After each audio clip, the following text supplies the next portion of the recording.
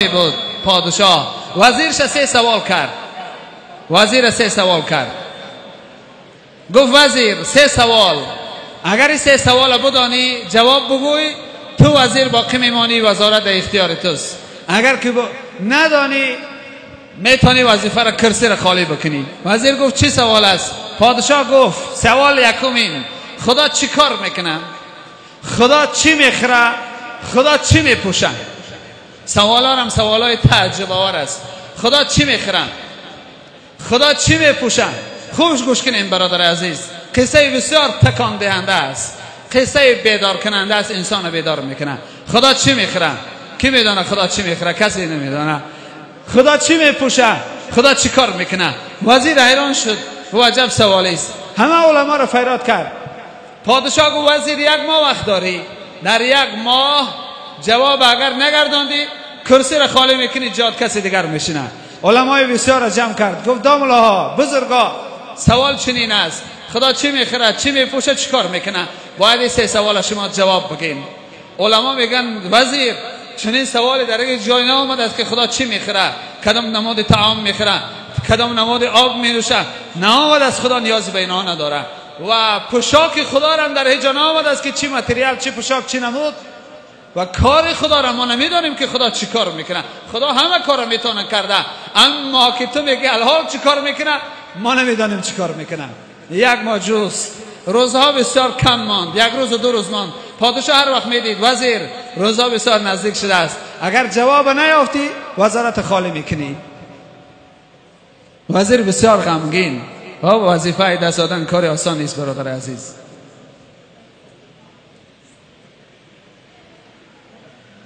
یک روز وزیر داخل قصر میشید. خوب گوش کنین برادر عزیز، شاید یادتان بمانه، شاید ایماناتان در تکان بشوند.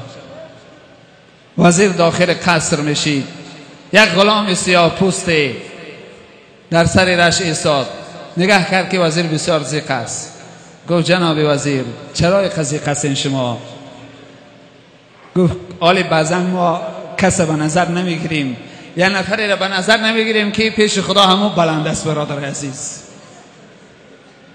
یک نفر ما و شما قدر نمیکنیم، پس میشماریم، شاید روز قیامت پیش ما برای بیش.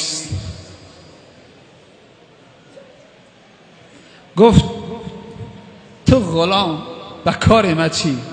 ترا و به کار ما کارگیری چی؟ تو مسائل ما را نفهمی، چی کار داری به ما؟ غلام گفت که جناب وزیر بگو، شاید که خدا از کارساز اما سبب هست، شاید که به واسطه من. گفت به واسطه تو هرگز حل نمیشه، به تشویش باش. نظرش نگرفت. زمانهای حضرت موسی بود. حضرت موسی علیه السلام عالما در برابر که یک کس به نظر نمیگیره، حضرت موسی الله مهربان گفت موسی کسی را بیاو که از تو پس باشد.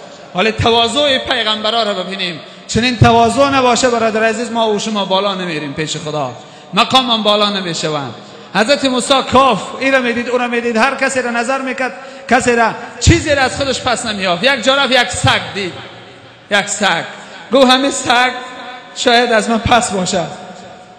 سگ صدا برآورد موسی چرا ما را از خودت پس میکنی؟ ترم خدا خلق کرده است، منم خدا خلق کردگی است،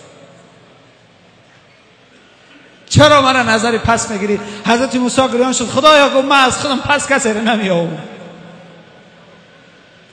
چنین تواضع بود برادر عزیز. جایی میشه ما کسی را به نظر نمیگیریم که ولی خدا همون است، اهل دعا همون است، اهل نفس همون است.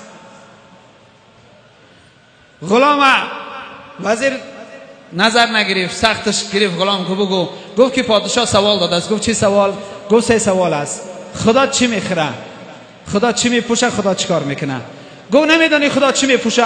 گفت نمیدانم. گفت من میدانم. غلام گفت چی میپوشه خدا؟ گفت خدا ستار العیوب است، از عیب بنده میپوشه، عیب ما و توی گناهگار میپوشه. گفت در خاکای فات بکشم غلام، تو غلام نیستی، تو پادشاهی. عجب مشکلی مرا آسان کردی. دوم سوالش میدانی؟ گفت دوم سوال بگو، خدا چی میخره؟ گفت میدانم چی میخره. گفت چی میخره خدا؟ خدا غم بنده میخره. خدا غم بنده میخره. بنده من چرا از من دور هستی؟ خدا غمی میخوره که چرا بنده من از درگاه من دور است؟ چرا بنده من گناهگار است، گناه میکنه؟ بنده من تو را دوست میدارم. حدیث قدسی است: انی لک محب فبحق کل محبا. بنده من تو را دوست میدارم. خدا میگه همه ما شما یا ابن آدم انی لک محب، من تو را دوست میدارم. تو را قسم می تو مرا دوست بدار. خدا میگه مرا دوست بدار، من تو را دوست میدارم. چرا تو مرا دوست میداری؟ تو را مرا دوست بدار. خدا غمی بنده میخوره که بنده چی با از راه خدا دور شده است. غلام میگه که سوال دوم چنین است. وزیر خرسند میشه، میگه سوال سوم، میگه سوال سوم پیش پادشاه میگیم. خوب میگه دست وزیر میگیره میبره پیش پادشاه. پادشاه چیکار کرده؟ میگه دو تا یافتم، یا اینجا جواب میگیم. پادشاه میگه وزیر بیس کیاف؟ غلام جواب گفت اتاق برین پوشاکار ایواز کنین بعد بیاین سوم جواب بگین. میرم پوشاکای وزیر غلام میپوشه، غلام وزیر میاین نزدیک. پادشاه میگه بیس وزیر. غلام بالای تخت وزیر برا میگراید. میگه جناب وزیر. میگه بای میدونی خدا چیکار میکنه؟ میگه نمیدونم. میگه خدا را کارش نمیبینی؟ در یک لحظه وزیر غلام میکنه غلام وزیر. این کار خدا است. این شب برادر عزیز خدا ما و شما را چنین امکانیت داده است. صدا میزنه: ابن آدم انی لک محب. فرزند آدم تو را دوست میدارم و به حق کل محبا، تو را مرا دوست بدار. این شب دست بالا که بگو خدایا من تو را دوست میدارم. من آمدم با تو صلح بکنم.